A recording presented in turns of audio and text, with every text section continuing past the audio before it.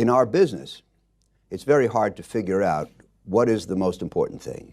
I wrote a book about 10 years ago called, in Spanish, Lo Más Importante, the most important thing. But there is no one important thing. There are many things that an investor has to consider.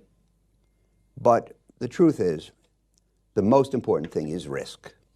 And I believe that it is the job of the professional investor to control risk for the clients. The job is not to make a lot of money, because usually the market goes up. Usually it's easy to make money. The challenge is to make money at the same time that you control risk.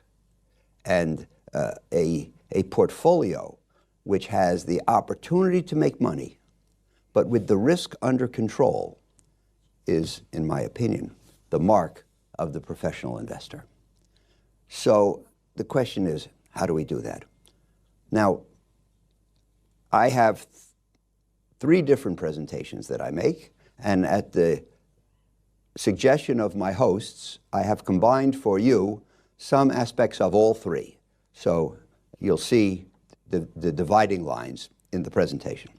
First, the truth about investing.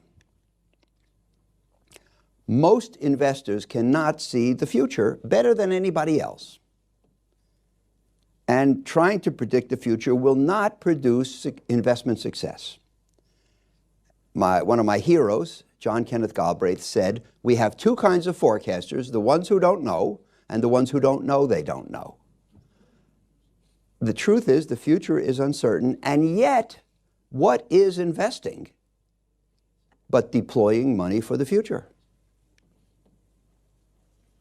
Now, most investors act as if they can see the future, and they base their investment decisions on their view of the future.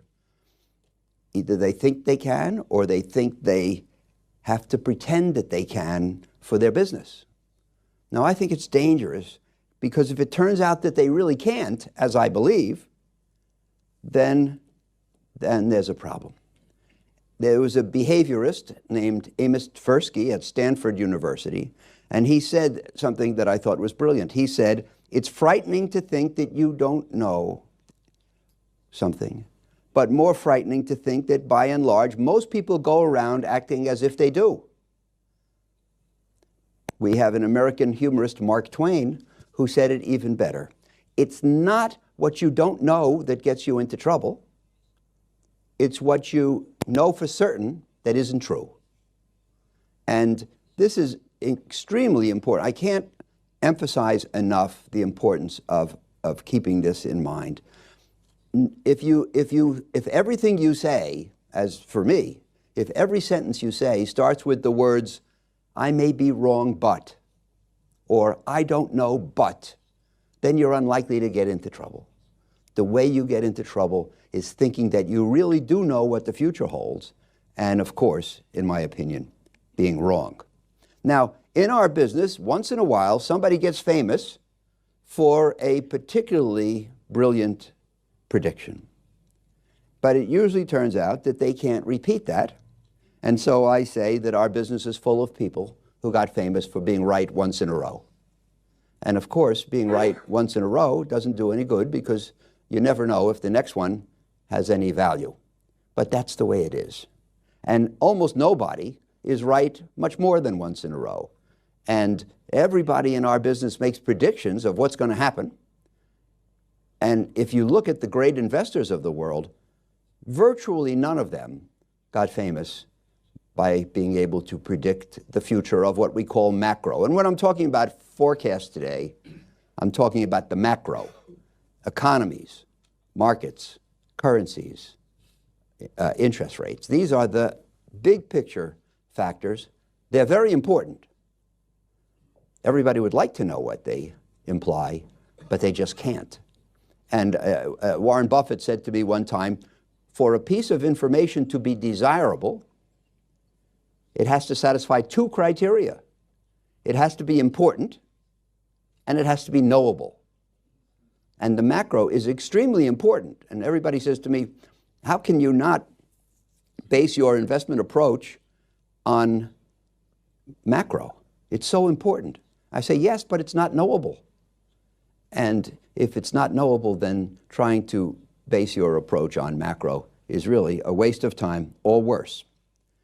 Now, one of the main reasons for the difficulty of making predictions is the enormous influence of randomness.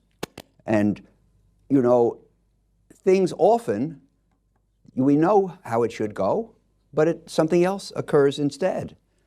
Impossible things happen all the time, and things that are extremely likely to happen fail to happen all the time.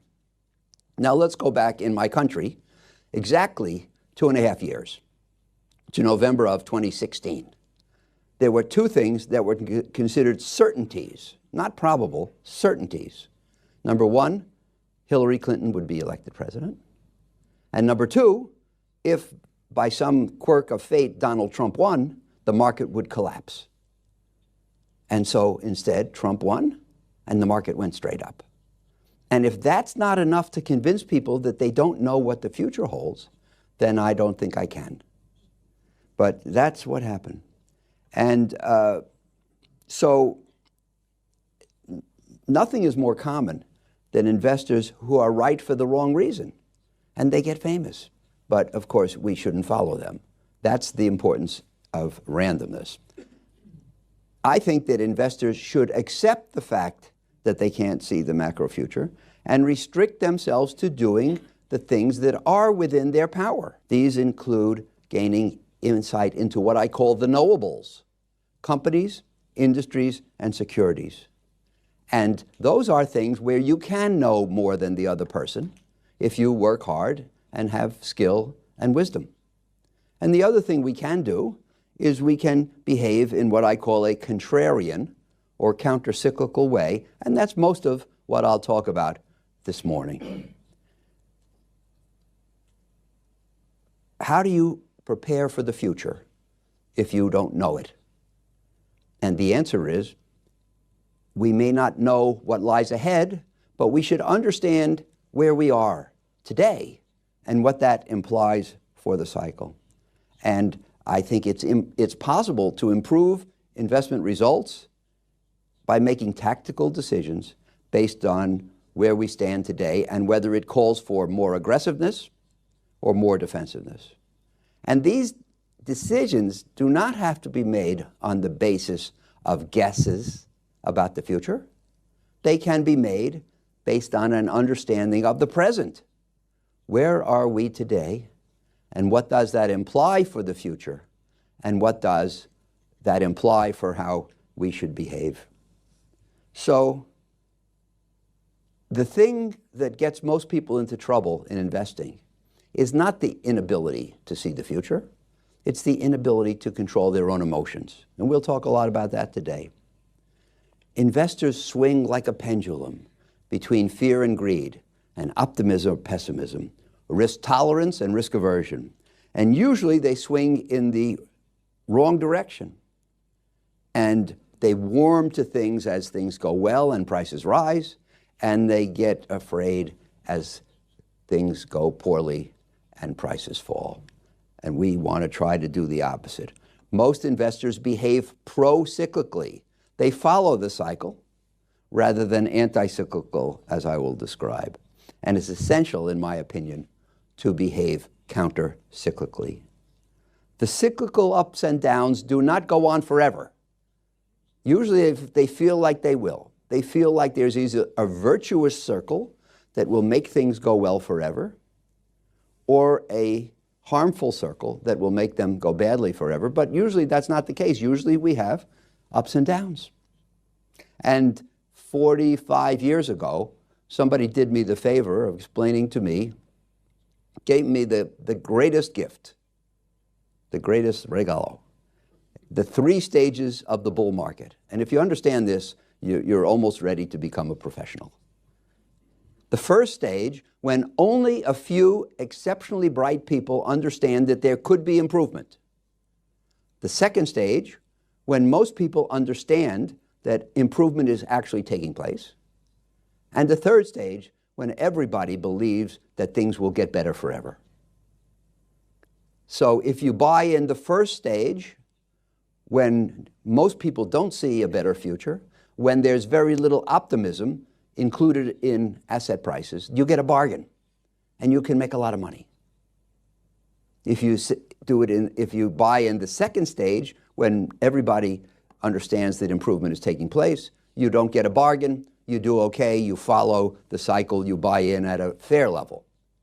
But if you buy in the third stage, when everybody thinks things will get better forever, and when asset prices reflect a great deal of optimism, you pay high prices, which set you up for substantial losses. So the interesting thing about investing is it's not what you do, it's when you do it.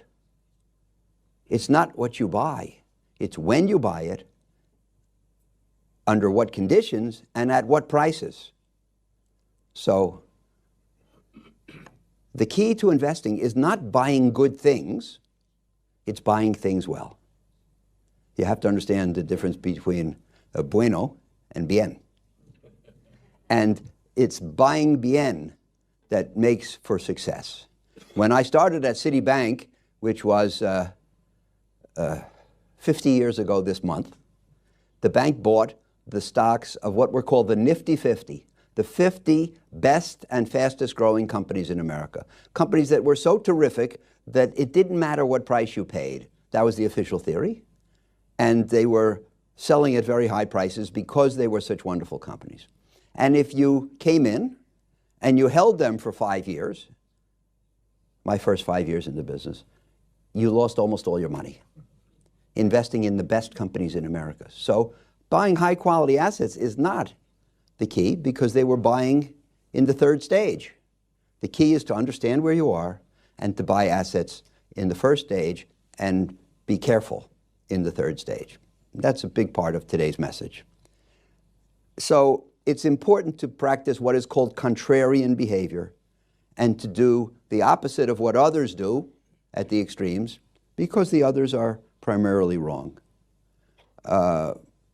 There's a belief that things are safe when things are going well. Actually, that's the riskiest thing. The riskiest thing in the world is the belief that there's no risk, since this makes prices very high and sets the stage for bad experiences.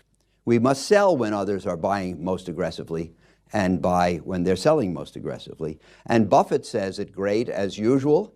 He says, the less prudence with which others conduct their affairs, the greater the prudence with which we must conduct our own affairs. When other people are unafraid and forcing prices high, we must be cautious. When other people are terrified and selling and pushing prices down, we should turn aggressive. And that's the bottom line. Of course, if only it was that simple. Now, the second part of this presentation comes from one called Mastering the Market Cycle, Getting the Odds on Your Side. And that's the name of my new book, which came out in October in the States and is now available here in Spanish. And I must say that both of my books have been translated into Spanish, and you can only imagine how frustrating it is because I have no idea what it says. I have no idea the quality of the translation. And, I'd like to believe that my ideas are portrayed accurately, but quién sabe. So, and I believe that there are cycles and that they're extremely important to understand. I believe there always will be cycles. I have followed cycles for 50 years. I think I've been able to help our clients by dealing with the cycles. And halfway through writing the book, a thought occurred to me. Why are there cycles? That's really an important question. Why do cycles occur? If the US GDP grows about 2% a year on average, well, why doesn't it just grow 2% every year? Why sometimes 3 and sometimes 1, and sometimes 4 and sometimes negative in a recession?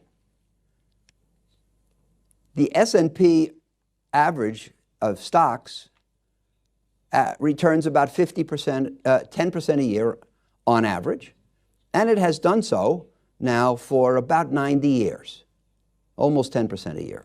Why doesn't it just give 10% every year? And in fact, if you look at the history, rarely is the return between 8 and 12. It's usually much better than 12 or much worse than 8. So why is the average not the norm? And this is a very important question to understand because in order to deal with cycles. And the answer is simple, that the positive trends in the economy or the market eventually go to excess. Remember the third stage. And those excesses correct on their own or are corrected. And that's the most of what I'm going to talk about for the rest of this section. And so rather than thinking of the cycle in terms of ups and downs, which I always did and most people do, I think it's better to think of excesses and corrections. Excesses when things go too strong, and corrections when they go too weak. So, and why do we have excesses? Because of the involvement of people. This is not mechanics. This is not physics. This is an area where people have a very strong impact. And Richard Feynman, who was a great physicist, said physics would be much harder if electrons had feelings. We walk in this room, we turn on the light switch, and the lights go on every time. Why? Because the electrons flow from the light switch to the light fixture every time. The electrons never say, not today, I'm tired, estoy cansado. They never go in the wrong direction. They never go on strike. And they always do what they're supposed to do. But people rarely, in my opinion, do what they're supposed to do, and especially not at the extremes. And because economies and markets are made up of people, and people have feelings, we get cycles. So, for example, positive feelings can make the directors of a company anticipate big demand and build a factory and hire workers and produce for inventory. And if they all do it at the same time, then we get a period of above average growth from the factory building and the inventory producing. And then that we have what's called an upcycle. In the market, positive investor psychology causes stock prices to grow faster than the value of companies is growing. The value of companies may grow 6, 8, 10% a year on average. But in the 1990s, for example, stocks in the US, the S&P 500, appreciated 20% a year. So the value of companies was growing like this. The price of stocks was growing like this. That's dangerous because that creates an excess. And then eventually the excesses can be corrected. So if every factory management builds a new factory and hires workers and produces for inventory in anticipation of strong demand, we may get to a point where there are too many factories and too much in inventory, and earnings are disappointing, and then they close the factories, they lay off the workers, they sell from inventory rather than produce, and we have a period of below average economic growth, or maybe negative economic growth, which becomes a recession. Likewise, if prices outstrip the value of companies for long enough and become too high, they can't stay up, they can't go up further, they have to flatten out or decline. That's a period of correction. So bullish periods are followed by bearish periods. So it's the creation of excesses and corrections, and I think it's better to think of cycles that way than ups and downs. Now, the next question that's important is the cycles that I've been talking about, are they dependable or not? And the best way to understand the answer to that question is another quote from our friend Mark Twain, who said that history does not repeat, but it does rhyme. Very important. This is a theme that runs through my book. The details of cycles are always different from one to the next. The amplitude of the fluctuations, the length of the cycle and the speed of the fluctuations, always different. And also different are the causes of the cycles and the effects of the cycles, the ups and downs. And people nowadays say to me, well, this cycle, which cycle from the past is it like? And it has some characteristics of others, but it's never quite the same. History does not repeat. But there are certain underlying themes that do repeat or do rhyme from one cycle to the other. And if we can learn about them and recognize them, then we can be ahead of the game. So, for example, in my period in this business, I've lived through about a half a dozen important bull markets. And in general, they have certain themes that do repeat. And here they are. Too much optimism, too little risk aversion, and too much capital availability. And if you look at those and you think about those three things in themselves are a pretty good recipe for a bull market. And it's pretty hard to imagine having a bull market without them. So these are the themes that we should associate with a bull market, which is to say a period of appreciation to excess. Now let's talk about the three. First of all, optimism. Most people think, or many people think, that asset price rises are produced by good events.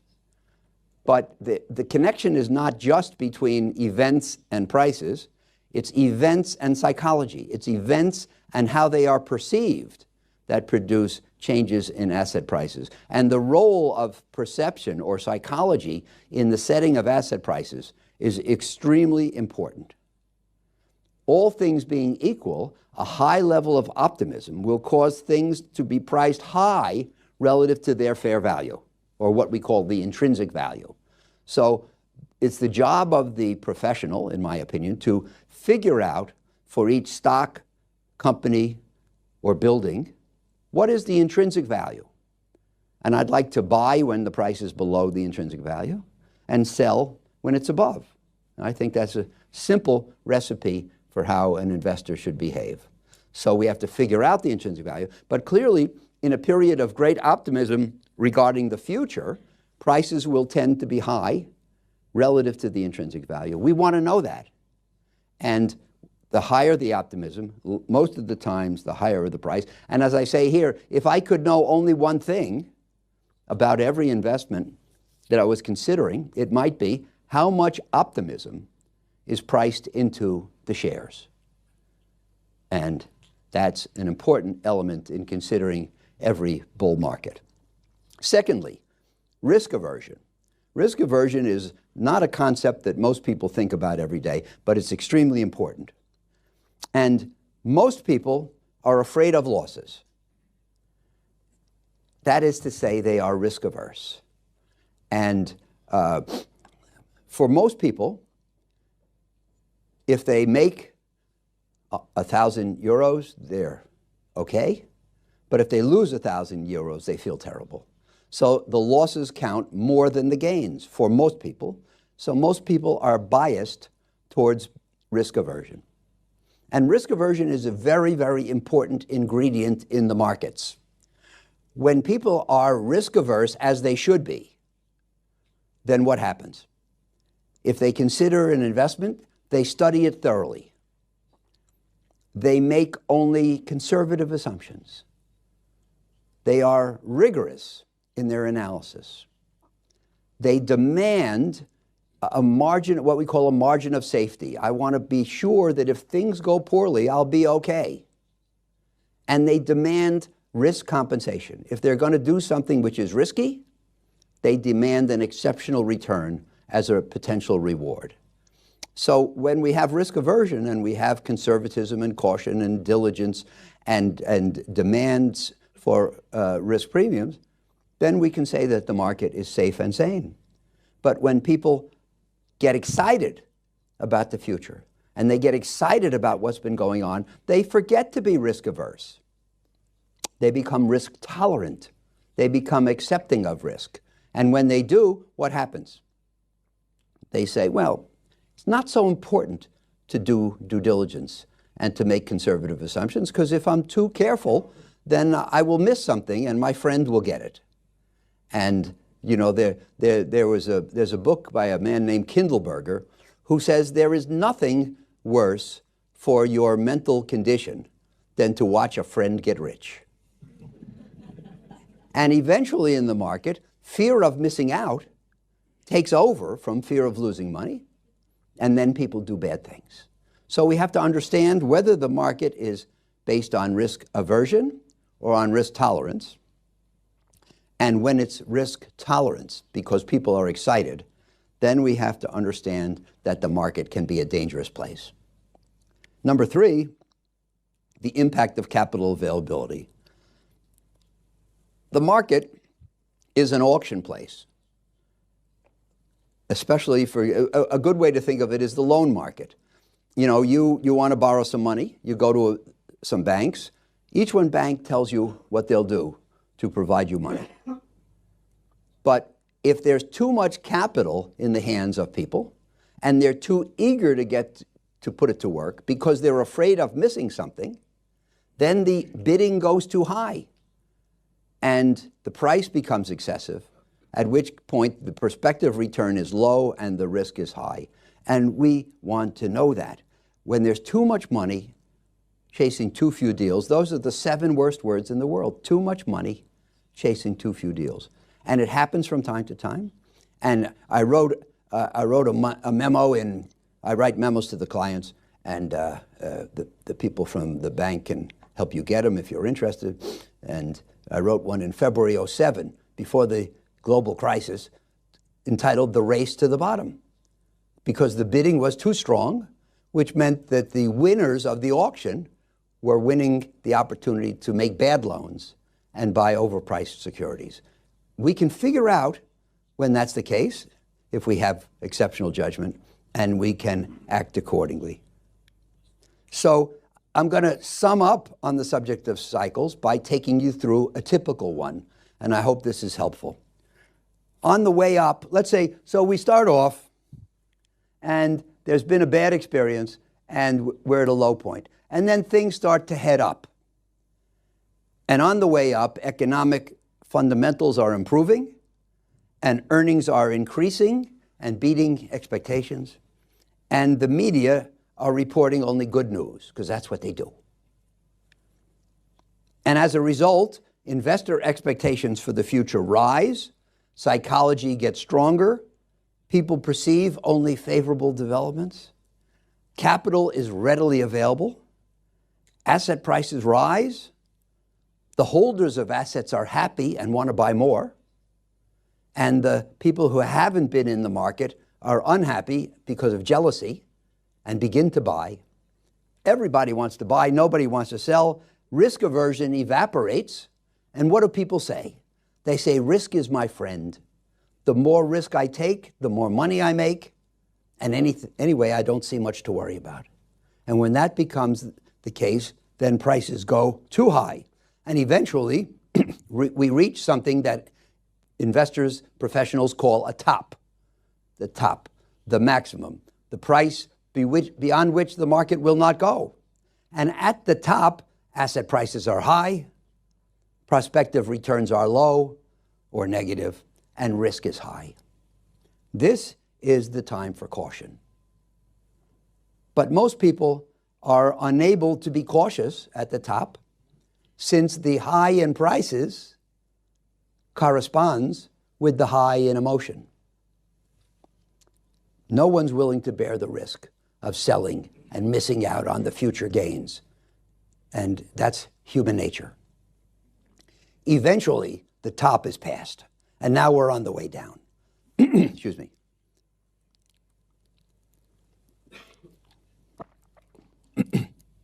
And on the way down, economic fundamentals deteriorate, earnings decline and fall short of expectations, and the media report now only bad news. And as a result, investors' expectations decline, psychology gets weaker, People see only undesirable developments. Asset prices fall. Holders of assets are chagrined and sell. And the people who haven't held assets pat themselves on the back for their wisdom, but of course refuse to buy. Now risk aversion grows, and investors flee from risk, saying bearing risk is just another way to lose money. I don't care if I ever make a euro in the market again. I just don't want to lose anymore. Get me out. And the worse things go and the lower prices go, the more people want to sell. And that's human nature. All you have to do is understand human nature. And at the bottom, asset prices are low and prospective returns are ultra high and risk is low. This is the time to be aggressive in the market. But most people are terrified at this point because the low in prices corresponds with the low in psychology. And they just can't move ahead because they're depressed and they're cautious. So that's a cycle. And you can see how the events conspire to cause people to do it wrong. There's nothing that says sell at the top other than your own mentality, and there's nothing that says buy at the bottom. And we see this all the time, but this is human nature, and it'll never change. Now, the subtitle of the book is Getting the Odds on Your Side. And that's very important. We never know what the future holds. Remember what I said. You can't do anything which is sure to be right or anything close to certainty. All you can do is get the odds of a favorable future on your side. So the way I think of this, and this is described in the book at length, because I think it's important, is the future is like a lottery. There's a bowl, and it's full of lottery tickets. And the lottery tickets are the possible future outcomes. And there are many of them. And it's because there are many possible future outcomes that the world is uncertain and investing is risky. And something, fate, or whatever you want to call it, reaches into the bowl and pulls one ticket.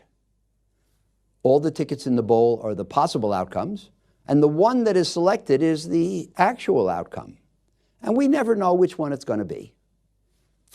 You reach in the bowl, you get a ticket. It could be any of the tickets in the bowl, and there are many. Now, does that mean that we can't know anything about the future, that we can't deal intelligently with the future? And no, it doesn't mean that. What we can know is the mix, the character of the tickets in the bowl. Sometimes there are a lot of good tickets and not too many bad ones. And sometimes there are a lot of bad tickets and not too many good ones. So you want to invest when the odds are in your favor. When are the tickets in the bowl most favorable? When are the odds in your favor? When we're at a low. When are the tickets in the bowl unfavorable? When are the odds against you? When we're at a high. So the question is, can we figure out the difference? So when are the odds against you? When are there more losing tickets in the bowl than winners? And the answer is, if you put all the things together that I've said so far, when there's a high level of investor optimism, when investors are spurred on by greed and excitement and jealousy of other people's good results, when there have been good results in the market to date because that reassures people, when investors are happy with their gains or jealous of the gains of others, when there is unwise risk tolerance, and when there's eagerness to supply capital. And when are these things seen? At cyclical highs.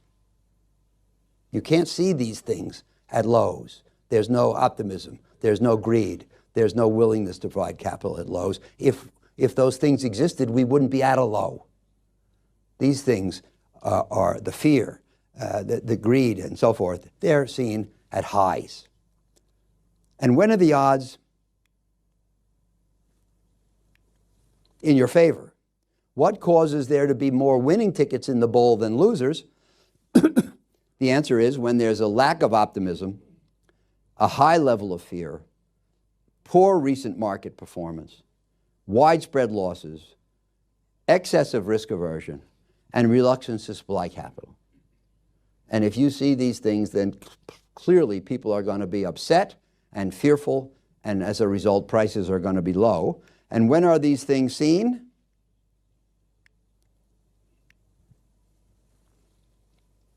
At cyclical lows. Now, where are we now? Well, I thought you'd never ask. The line moving through the chart is the fair value, the intrinsic value, the central value, the norm, the right value, whatever you want to call it. And then, of course, with market fluctuates around it, excesses and corrections. So, as depicted here, I think that we're somewhat above the intrinsic value. It's hard to say exactly where we are, but I think we're above intrinsic value. And, you know, this, I'll talk a minute more about where we are, but that's how I would sum up. Now, what's going to happen tomorrow? Let's assume that I'm correct. Let's assume that the market really is somewhat above the intrinsic value. What does that imply for performance tomorrow? By which I don't mean tomorrow. I mean over the next year. And the answer is, who knows? The fact that something is overpriced does not mean that it's going to go down. Because if you look back at the last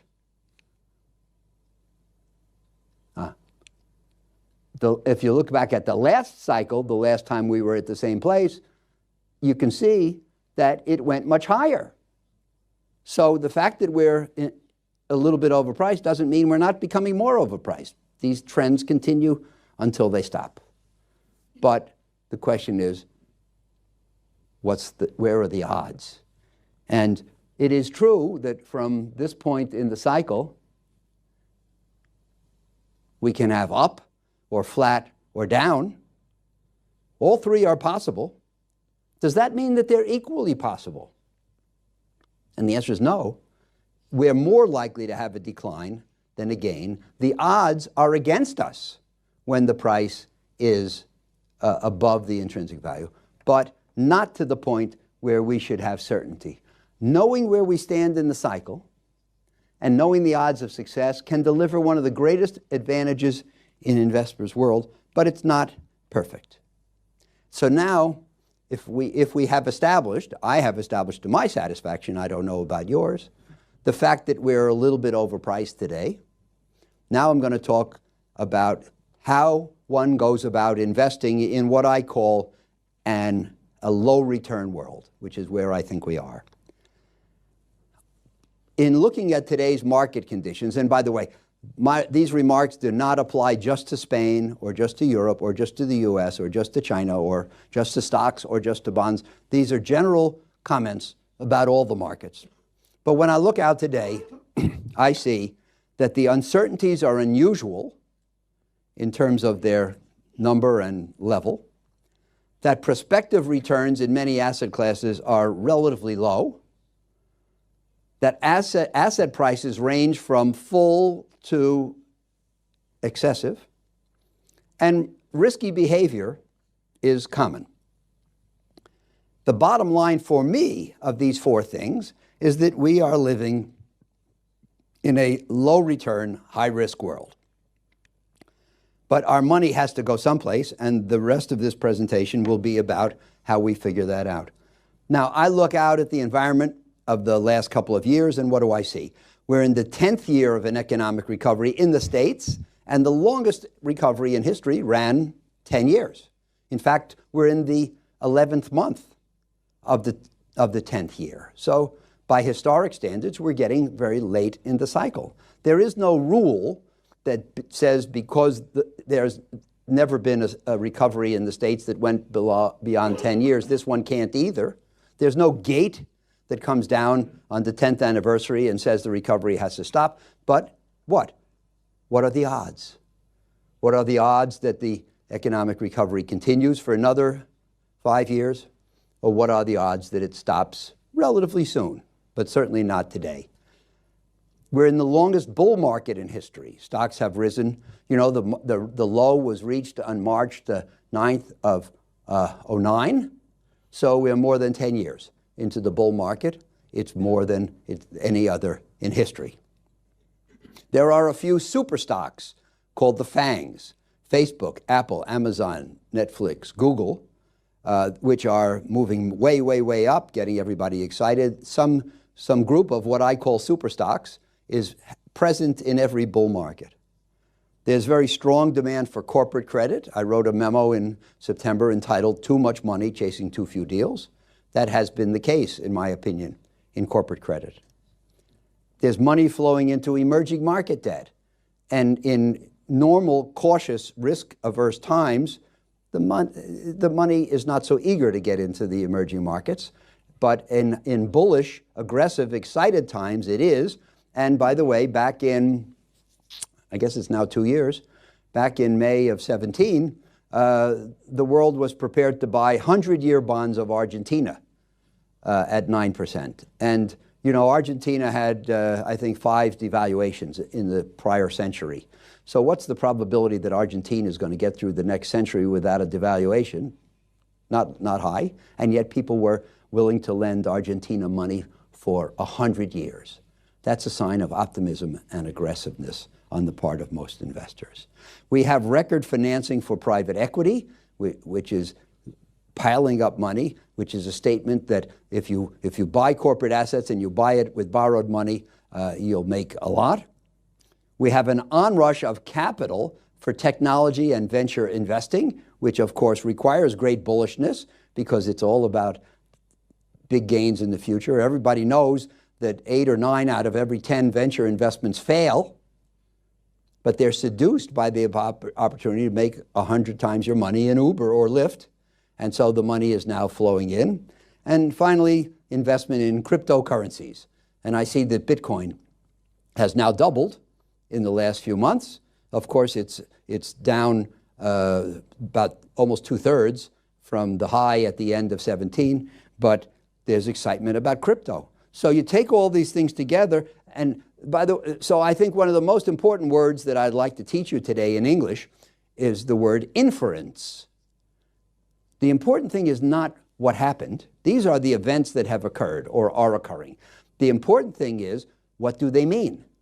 What should you conclude? What message should you take away from the events that are occurring? And in my opinion, when you see these things, what it tells me, you look at that list, it says to me, the things that are governing the market today are optimism, trust in the future, faith in investing and investors, a low level of skepticism, risk tolerance, not risk aversion. The question is, do you agree that these are the proper inferences? And if they are, what do they tell you about the market? What they tell me is that this is not a positive climate for prospective returns and safety. In this kind of climate, safety and returns are not made easy, they're made hard to get. Now, let's talk about why prospective returns are low. We mentioned risk aversion. And I said, as I said to you, it's an extremely important concept. It's not one that most people are familiar with, but I was very fortunate back in the middle 60s to go to graduate school at University of Chicago, where they were teaching a new investment theory. And what it taught was that there's a line like this that connects return and risk. And as you can see, the line slopes up and to the right. And what that means is that as perceived risk increases, perceived return increases. That's where people get this belief that the more risk they take, the more money they make. But it can't be that easy, because if it was true that you could depend on risky assets to make you a lot of money, then they wouldn't be risky. So there must be something wrong with that expectation. No, what that means is that assets that are perceived as being risky have to be perceived as offering higher returns, or else nobody will make those investments. But they don't have to deliver. And you have to understand the difference between expectations and events. But anyway, there is an expectation that riskier assets will produce higher returns, and that is embodied in the line that goes up and to the right. And it starts with something called the risk-free rate, here, which is the return on the safest investments, which is 30-day Treasury bills, and it proceeds from there up and to the right, and all asset classes fall into line. So, if you go back a reasonable period of time, it looked like this. So you have the risk-free rate, then you have treasuries, then you have, which are a little riskier, then you have high-grade bonds, still riskier, quality stocks, aggressive stocks, high-yield bonds, private equity, and the line slopes up and to the right, as it should. Every investment which is a little riskier should appear to offer a little more return, or else the market is not rational. And that's the way it was. I'm going to say, 10 or 20 years ago. And that's the way it should be. The issue is that when we got into the global financial crisis, the central banks of the world were afraid about the economic future, and so they lowered the risk-free rate. And when they lowered the risk-free rate, everything else fell with it. The return on treasuries and high grades and quality stocks and high-yield bonds and private equity also declined. That's what we call a parallel shift. The line fell and throughout. And so the returns on other assets fell into line with the decreased return on the risk-free rate. And that's approximately where we are today. It would not make any sense if the risk-free rate is very low, and of course in Europe there's trillions of dollars of bonds that have negative yields. It wouldn't make any sense for the risk-free rate to be low or negative and other classes to be safely high. So everything falls in line. And so because the rates are low, look, can we back up one? Yeah. You can see that the people who used to invest here and get good returns with safety now have to go out here to high-risk behavior to try to get the similar return. And so investors in many markets have taken on increased risk to try to get the returns they want. Too much money is chasing the limited opportunities in risk markets, and the race to the bottom is underway. And as I said before, the 7 worst words in the world are out there today, in my opinion. Too much money chasing too few deals. If that's true, you want to know about it. Maybe you don't want to participate in that giveaway. Now, as investment managers, as your bank, what can we do for you? Everything we do falls under one of 2 headings: asset selection or cycle positioning. Asset selection means trying to hold more of the things that will do well and less of the things that will do less well. And cycle positioning means trying to have more money invested more aggressively when the odds are in your favor, and less money invested aggressively when the odds are against you. It doesn't mean in, out. People always say to me, is it the time to get in or get out? Is it the time to buy or sell? And the answer is it's not black or white. It's more aggressive sometimes and more defensive at other times. And some people say, well, there is no better or worse time to be aggressive or defensive. And I think that that's selling short, because if you say that, then you're giving up on the second of these features. And I think the second pursuit can be very valuable. Now, I believe that there are times for aggressiveness and there are times for defensiveness. When prices are low, pessimism is widespread and investors are fleeing from risk, most investors. That's the time you should become aggressive, or we. But when prices are high and enthusiasm is every place and investors are risk tolerant, that's the time to be defensive. I think it's very easy to see that. It's not so easy to do. It's not so easy to understand. It's not so easy to take the action. But that's the very simple formula. So if you agree, then the question is, which time is this?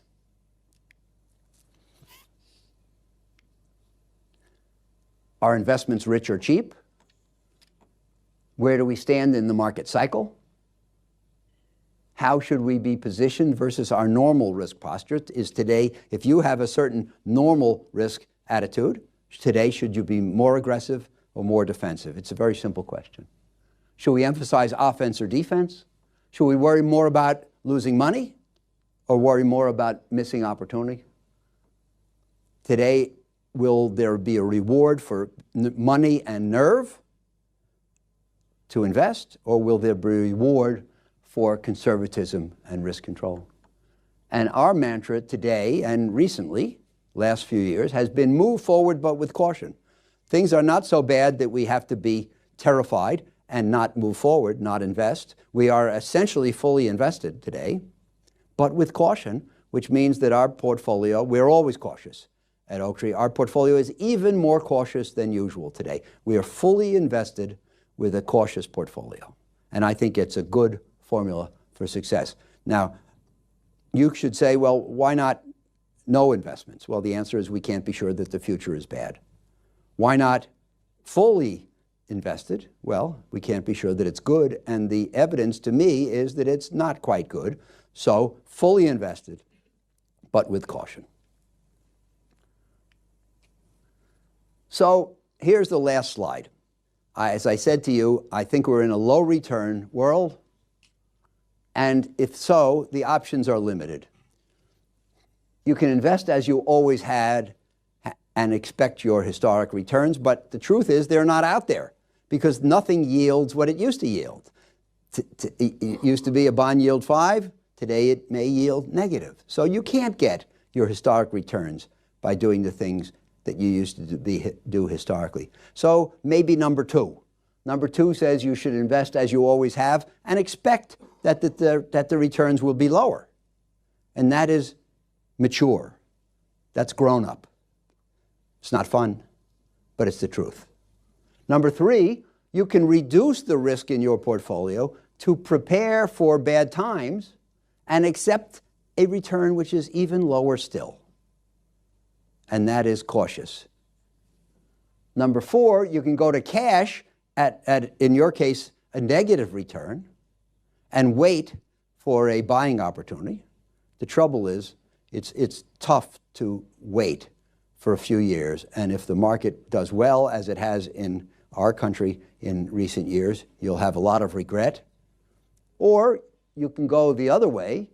You can do 5. You can increase your risk in pursuit of high returns in the belief that you'll get higher returns if you do riskier things. Or number 6, you can put money into what I call special niches and invest with what I hope are special people in the hope that you can do better. Now, in my opinion, none of these is entirely satisfactory. They all have problems.